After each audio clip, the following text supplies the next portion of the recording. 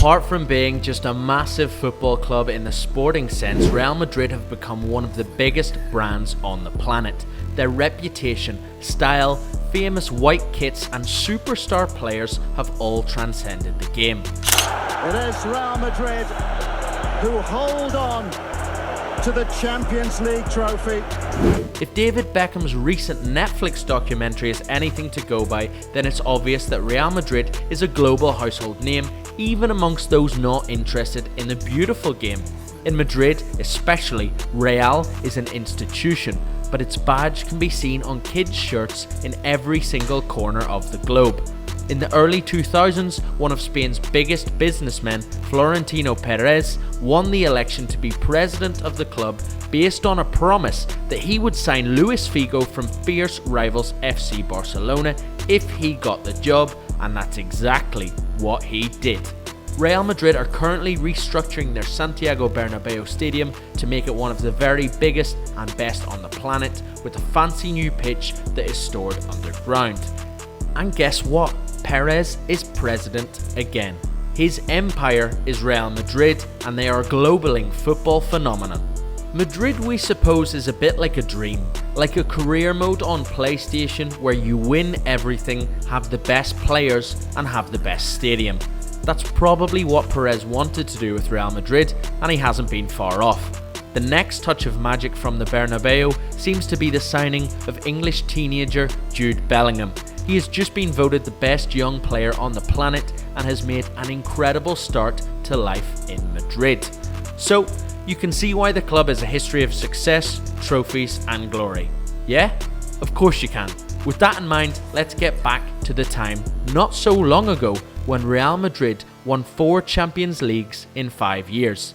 The last 3 of those titles came in 3 back-to-back seasons. In 2016-17, Real Madrid would win their 12th European Cup title. They started off that year in Europe in acceptable form with 3 draws and 3 victories in the group stage, meaning that they would finish behind Borussia Dortmund in second, but ahead of Legia Warsaw of Poland and Cristiano Ronaldo's old club, Portugal's Sporting Lisbon. Sporting actually led Real in the first group game at the Bernabeu until the hosts scored 2 goals very late on to turn the game around and win 2-1. Madrid were pretty comfortable getting out of the group in the end because they scored plenty of goals, but they also managed to concede a goal in every single group game. In what would be Zinedine Zidane's first full season as permanent manager of the club, Real would be shocked by Celta Vigo in the Copa del Rey, but earn a vital La Liga title, one they'd been searching for as they hadn't won the league for 5 years.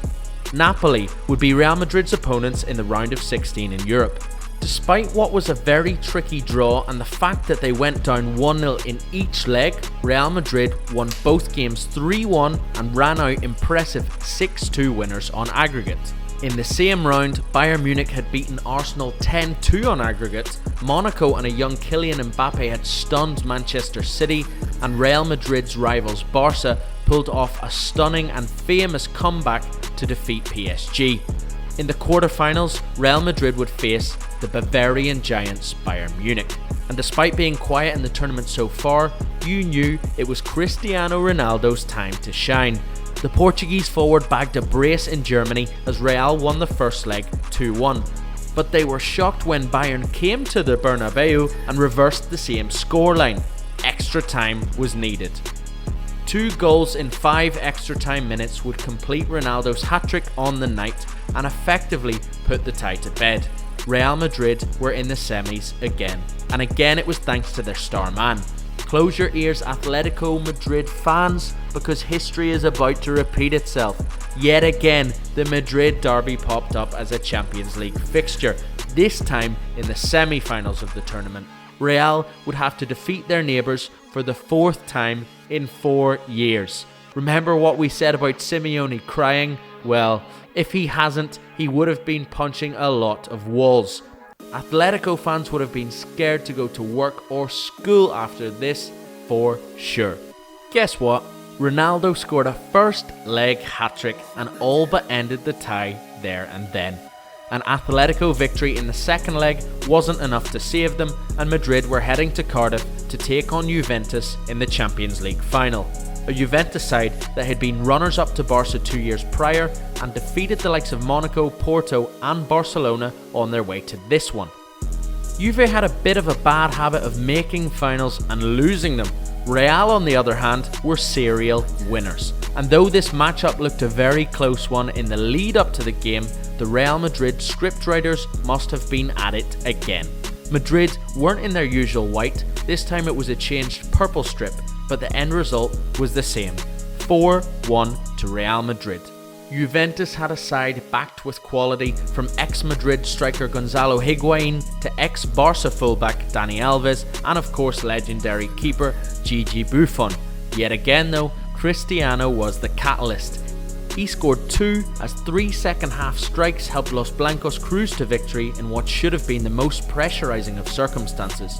Real became the first side to win 2 titles in a row in the Champions League era, and it was their 12th European Cup trophy overall. You probably lost count.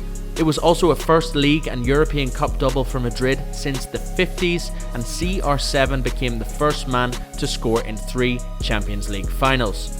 Alfredo Di Stefano of Madrid scored in 5 European Cup finals, but nonetheless, Ronaldo's record is pretty impressive. With this victory, Real had won 3 Champions Leagues in 4 seasons. Surely that was the end of it. Surely someone else would take the cup next year.